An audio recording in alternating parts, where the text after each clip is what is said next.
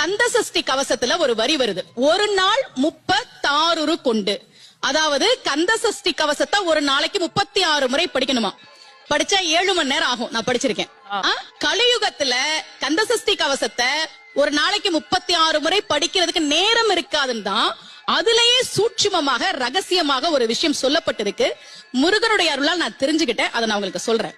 ரவண பவச ரரரரரரரா ரிவண பவச ரிரிரிரிரிரி, இதுக்கெல்லாம் என்ன அர்த்தம் நான் தேடி தேடி தேடி முருகன் அருளால் தெரிஞ்சுக்கிட்டேன்.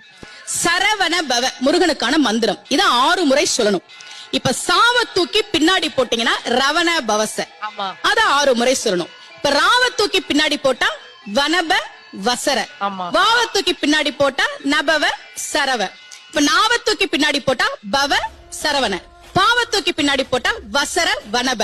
ஒன்னொன்னையும் 6 முறை சொன்னா 6 × 6 36 வரும்.